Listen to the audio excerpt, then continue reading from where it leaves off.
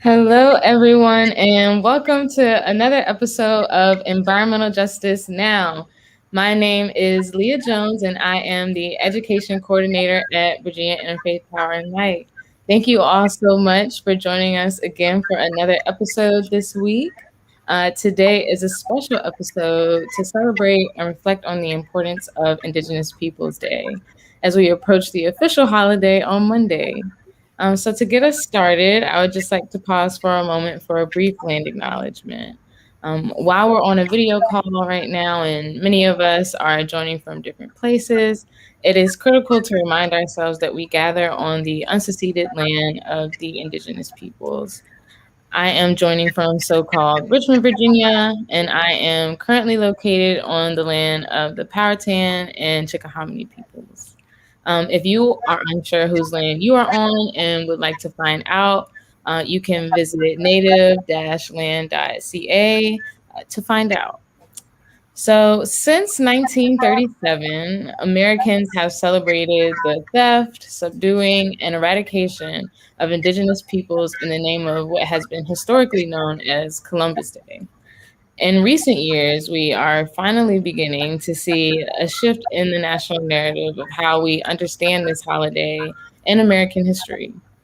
In order to begin to acknowledge the great injustices that Indigenous communities have endured and continue to fight to this day, observing this holiday means unlearning old American history lessons and rejecting the stories that were sold that places the birth of this nation through a lens of sunshine, new hope, and discovery. Ultimately, recognizing that this historically glorified discovery is actually a fallacy. This change from Columbus Day to Indigenous Peoples Day is only the beginning of a long road to addressing the reality of the history of this country and bringing the voices of Indigenous communities that have for so long been muffled and silenced to the forefront. To have more discussion on this topic, we are so grateful today to be in conversation with Taysha DeVaughan. She is the president of the Southern Appalachian Mountain Stewards and a member of the Virginia Environmental Justice Council. Thank you so much for being here today, Taysha. How are you doing? Hi, Mareewaka. I'm doing good. Thank you for having me. Oh, wow. It's still playing. I'm sorry, Taysha. One more time. How are you doing today? I am doing good. Thank you for having me. How are you? I'm doing well. So just to start off this conversation more broadly, how are Indigenous people affected by the changes in our climate? And why do you feel that protecting the environment of our Indigenous neighbors is so important and actually really urgent? Very good questions. Well, to begin with, it's very important um, to understand how it impacts our communities because we are called what people in our groups call frontline communities. Those are going to be the first that are impacted and the people that are impacted the most.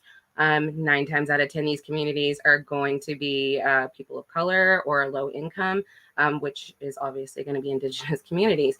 And the consequences of climate change are very real for us because when you're in frontline communities, what that means a lot of times is that your infrastructure is undeveloped, right? Your local governments are undeveloped, things like that. So when you're dealing with droughts on top of already not having running water, that just compromises that issue to begin with. So for example, the Dene people out in the West, they have that issue, right? Like they don't have a whole lot of really good infrastructure for running water. So the more that the droughts happen out there, the less that they're going to be able to be self-sufficient and independent.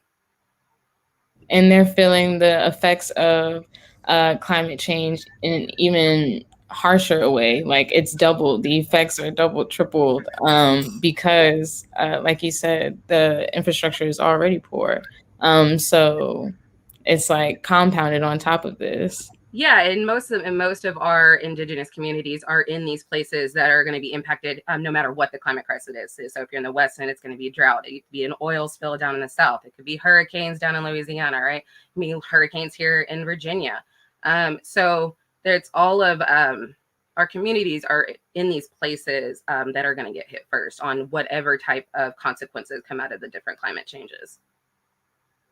Absolutely. So, now moving more so on the topic of Columbus Day and the change that we're seeing in this national narrative that I mentioned earlier in the introduction of this episode today. What are your thoughts on this new shift from Columbus Day, what we know as Columbus Day, to now Indigenous Peoples Day, and the nation beginning to acknowledge all of the outrageous injustices to Indigenous peoples that we know have happened and continue to happen today? Yeah, so my thoughts are it's about time. It is really about time that this shift has happened. And I'm excited for it because that to me tells me that the public perception of the way that this land was discovered, right? And that there was some grand cosmic event that started this fairy tale that we, call the Americas today, and then led to manifest destiny, which we know leads to the displacement and all of that horrific tale for the rest of our people out west. So I'm glad that we are having this awakening within our nation. And I think that it allows us to have these really hard conversations about what it's like to be proud, right? To even be American, because we can still be proud and acknowledge our really hard history, which is why I think this is also so really important.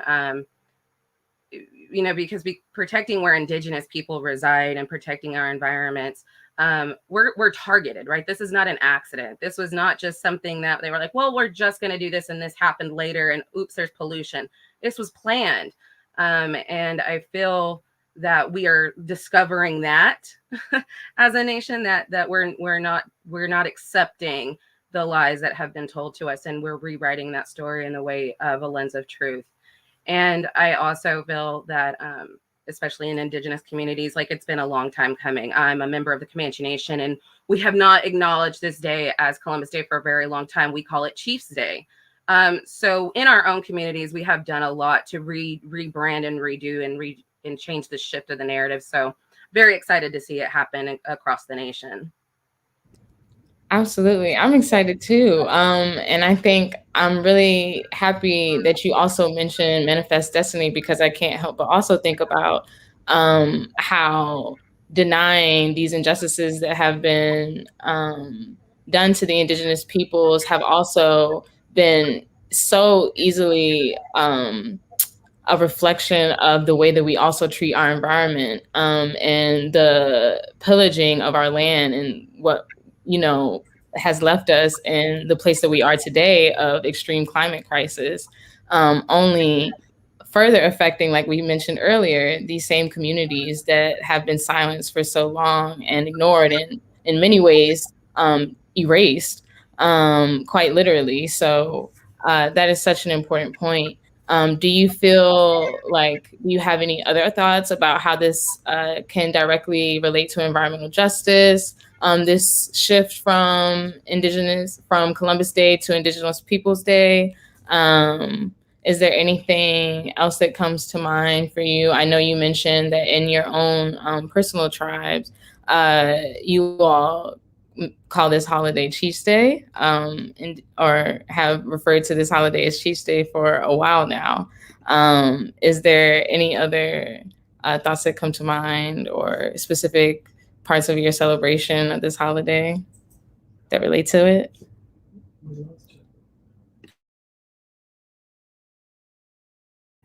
Oh, I think we have. Okay, there we go. I did not hear your question.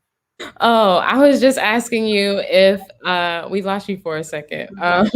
But I was just asking you if you had any other thoughts that came to mind, in terms of environmental justice, thinking about this shift from Columbus Day to Indigenous Peoples Day. What do you feel like that speaks to in terms of a lens of environmental justice? Yeah, so I think that shows us too that in our lens of environmental justice, one of the things that we want to do is definitely put the most valuable and the most vulnerable, sorry, the most vulnerable and the most impacted people at the forefront of what we do, right? So that shows that we value them, and I think that's what you said earlier. That's a reflection on what we should do when it comes to environmental justice. It's the communities that are most impacted and most vulnerable that need to be put at the forefront. They're the ones that need the most funding. They need the biggest voice. They need the most outreach. They need the most advocacy. So I feel that as we have this shift of a consciousness of a lens of going to justice, that environmental justice and social justice walk hand in hand. And I hope that particular lens strengthens, that we need to have both of those in order for either to be truly successful. Absolutely. And I feel like I see so much now, just as we start to see this shift in the national narrative and people beginning to honestly actually hear Indigenous voices. We can see that in many ways, Indigenous peoples were like the original stewards of the earth, and celebrating Indigenous culture and celebrating and learning the ways of our Indigenous neighbors, we can, in fact, also help save our own environments, and figure out how to live in community, but also care for the land that we live on.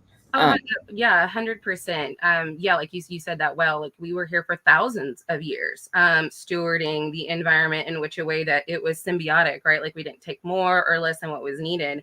Um, and I do feel that the more that we have these voices at the front, the more that we have the Indigenous voices at the beginning, at the planning processes, at the outreach processes, from that start and from that get go, we have knowledge, right? We have this knowledge that we're willing to bring to the table to create a sustainable development process, and it needs to be valued more. So I'm glad we're doing it in our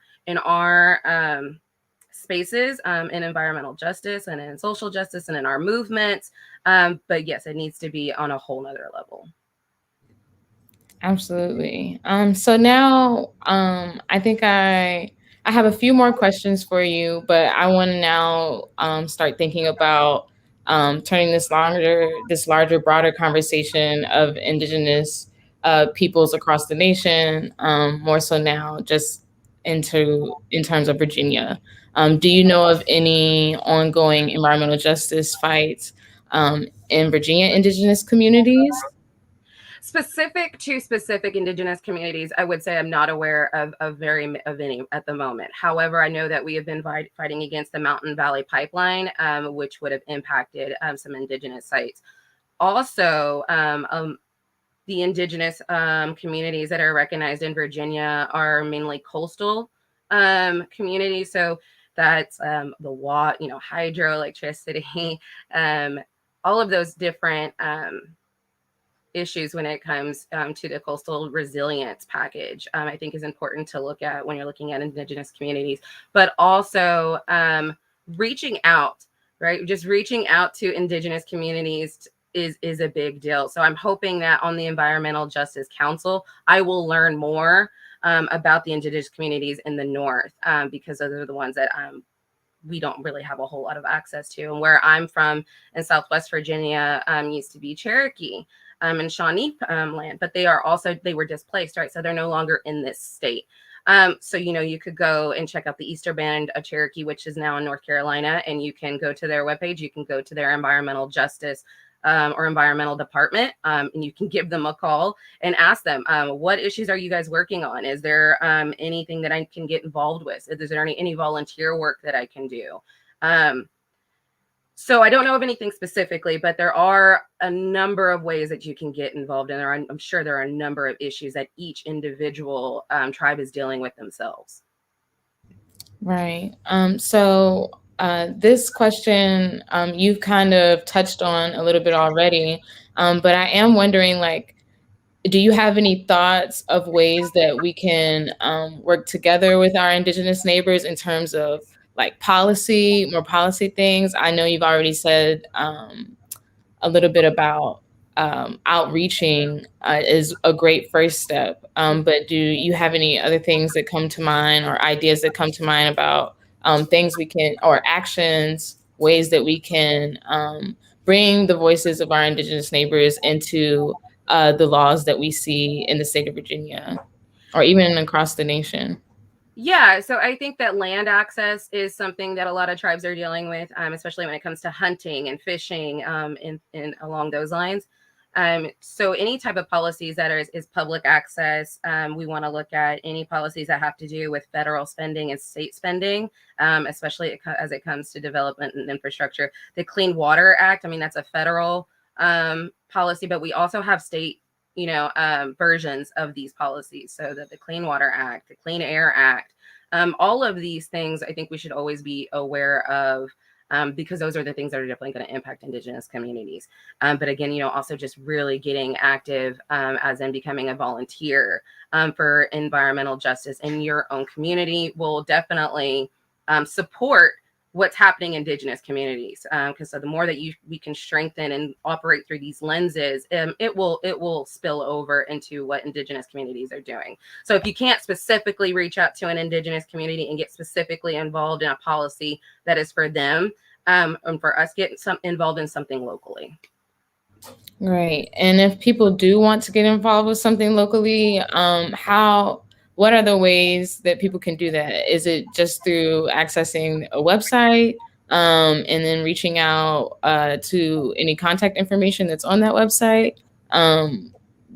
Yeah, I think that's a good way to start. A lot of places will have their own like regional grassroots type of organizations that you'll have to do some research on. But there's some great national environmental justice organizations that you can go to for a lot of information to find out more about what you can do. So like Climate Justice Alliance is one of them.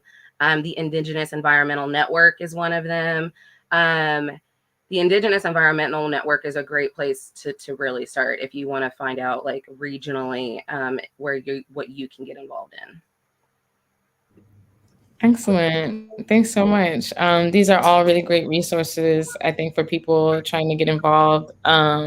I think, especially here in Virginia, considering the history of this state, especially getting involved with local Indigenous communities is something that I think more of our neighbors should definitely be actively working towards, right?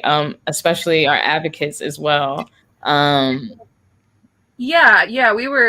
think in our environmental justice council for the state, we have a stipulation in there that requires that we have some voices from the Indigenous community. So I feel like that can be strengthened, right? It's not just a requirement that we have a few. It should be a requirement that it's more and across the board, right? It's not just in environmental justice that we should have Indigenous voices. It's also economic development. It's also trade and commerce. It's also all of those.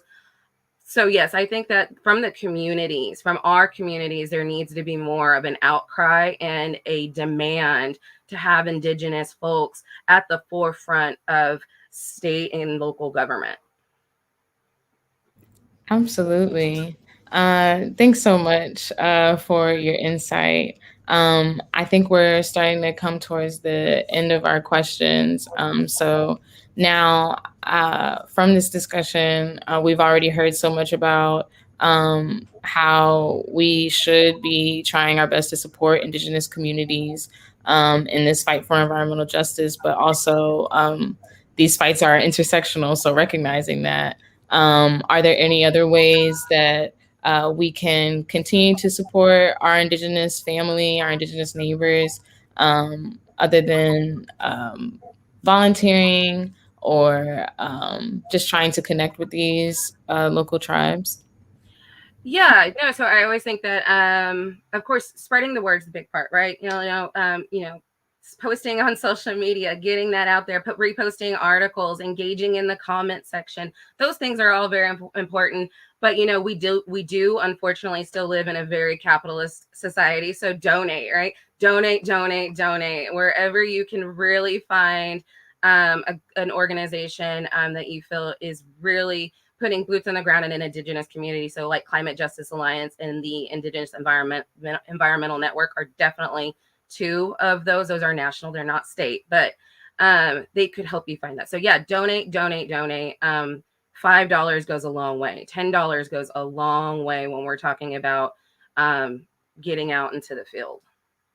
Oh, that's so important. Putting your money where your mouth is. I think that is something, especially now, that we're seeing as well. And as we start to shift this national narrative, like just because of where we like live, like you said, capitalism is very much still a real thing, still the what keeps the clock going, what keeps the world moving. And for communities to thrive, they have to have the funds to support them. So I definitely believe and agree with that statement wholeheartedly. $5 does go a long way, even $2. So if you can't spend the time to go out and support local Indigenous communities, you can at least share your funds if you're able. And I think I don't have any other questions for you today, but is there anything else you would like to share as we approach Indigenous Peoples Day or Chiefs Day? Anything you're looking forward to?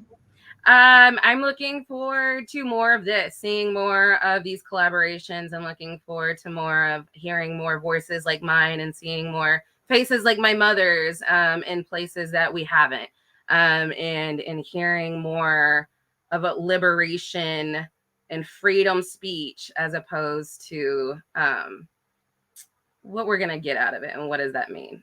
So I'm looking forward to that. Oh, it looks like we have a question from our audience watching. We see, what do you think that communities of faith should be doing about land acknowledgements or similar statements? That's from Laura Hartman. Oh, that's a very good question. Very good question. I think that it's very important that if you're looking at doing a land acknowledgement or you want to incorporate it, you should have somebody if from those communities do that land acknowledgement, because it's always another thing to have people of faith. As much as we are communities of faith and we still have faith, there's still a bunch of that that history. When you're standing up there and you're still speaking like, this is the land that we are on. It's not the same as if you reach out to those communities. So I think that that's still what should be happening. It's great to put statements on your website and things like that, but it's the intention. It's the intention and the time behind it that I think that matters when you do something like that. Thank you so much, Taysha, for that answer. And thank you so much, Laura Hartman. She's actually one of our friends and partners at VAIPL Raise, who's doing work down in Roanoke, fighting the Mountain Valley Pipeline right now. So thanks so much for that awesome question. And thank you, Taysha, for your insightful answer. I think if we have no other questions today, I'll begin to wrap us up now. Thank you so much, Taysha. This is, like you said, just the beginning of more conversations, more collaboration with our Indigenous family. I'm so happy that we were able to get into it a little bit today and learn, honestly. If you all at home would like to join our e-newsletter, our supporters list, you can join at this link here, posted on the screen. A few other things happening with VAIPL right now that we would like to share with you at this time. We are currently doing our initiative for Climate in the Pulpits on the Bima and the Minbar. This is a time during the fall season where we encourage faith leaders to uplift climate and during their time of worship or some other time, whatever works best for their faith community. Please see this link here to register your faith community and get involved with uplifting climate with your congregations.